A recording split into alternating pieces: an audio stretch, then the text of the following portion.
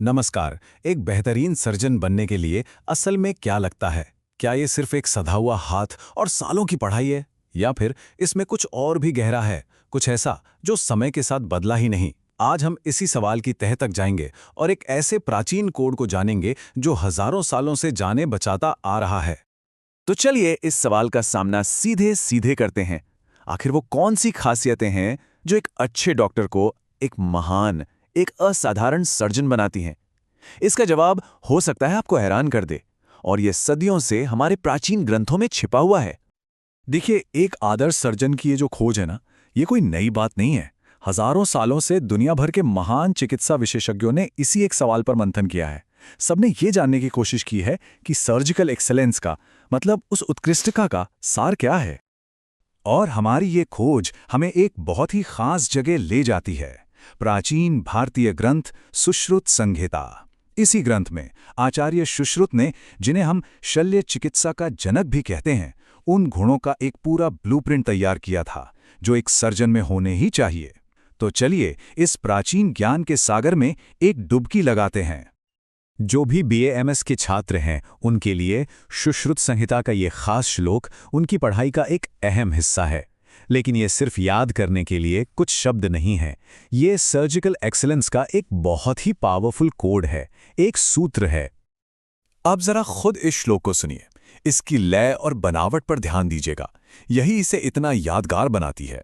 शौर्यम मा शुक्रिया शस्त्र तैक्ष्यम अस्वेद वे पथु असम्मोहश्च वैद्यस्याह शस्त्र कर्मणे शश्यते। इसकी भाषा भले ही प्राचीन हो, पर इसमें छिपा ज्ञान आज भी उतना ही सच है। तो अब आते हैं सबसे दिलचस्प हिस्से पर। आइए इस श्लोक को तोड़ते हैं और इसमें छिपे 6 गुणों को एक एक करके समझते हैं। और ये देखना वाकई कमाल का होगा कि ये हजारों साल पुरानी बातें आज के दौर में भी कितनी सटीक बैठती हैं। सबसे पहला गुण है शौर्यम, यानी साहस, हिम्मत। सोचकर देखिए, एक सर्जन एक मुश्किल ऑपरेशन के बीच में है और अचानक कुछ ऐसा हो जाता है जिसकी उम्मीद नहीं थी। उस पल में डर या हिचकिचाहट की कोई गुंजाइश नहीं होती। शौर्यम ही वो गुण है जो ऐसे भारी दबाव में हिम्मत से फैसले लेने में मदद करता है, जब किसी की जिंदगी दांव पर लगी हो। इसके बाद आता है आशुक्रिया, जिसका मतलब है फुर्ती या तेजी। ऑपरेशन थिएटर में हर एक सेकंड कीमती होता है। अब इसका मतलब जल्दबाजी बिल्कुल नहीं है, बल्कि बहुत ही कुशलता से, सटीकता से और तेजी से काम करना है। गंवाया गया हर पल खतरे को बढ़ाता है, इसलिए आशुक्रिया एक जीवन बचाने वाला गुण है। तीसरा गुण बड़ा दिलचस्प है, शस्त्र तैक्ष्ण्यम, यानी औजारों का तेज या धारदार होना। इस पर ध्यान दीजिए कि यहाँ जिम्मेदारी सिर्फ सर्जन की नहीं, बल्कि उसकी तैयारी की भी है। ये पक्का करना कि हर औजार एकदम परफेक्ट है, तेज है। एक महान सर्जन सिर्फ अपने हुनर पर निर्भर नहीं रहता, वो ये भी सुनिश्चित करता है कि उसके औजार उसकी सटीकता को और बढ़ाएं। अब बात करते हैं शारीरिक नियंत्रण की। अस्वेद व पथु, इसमें 2 गुण छिपे हैं। अस्वेद यानी पसीना ना आना, और अवय पथु यानी कांपना नहीं। यह सिर्फ एक स्थिर हाथ की बात नहीं है, यह असल में मन के शांत और फोकस्ड होने का बाहरी संकेत है। यह दिखाता है कि मन पूरी तरह से काबू में है। और आखिर में शायद सबसे जरूरी गुण, असम्मोह, यानी मानसिक संतुलन और स्पष्टता। इसका मतलब है मुश्किल से मुश्किल हालात में भी घबराना नहीं, चाहे अचानक बहुत ज्यादा खून बहने लगे या कुछ अनपेक्षित दिखे। ये वो मानसिक मजबूती है जो आपको तब साफ साफ सोचने की ताकत देती है जब इसकी सबसे ज्यादा जरूरत होती है। तो ये थे आचार्य सुश्रुत के बताए 6 गुण, हजारों साल पुराने, पर आज भी कितने प्रासंगिक। लेकिन हम आज की मॉडर्न मेडिसिन में इन बातों को कैसे देखते हैं? पता चलता है हमारे पास भी अपना एक यादगार मुहावरा है, जिसमें गजब की समानताएं हैं।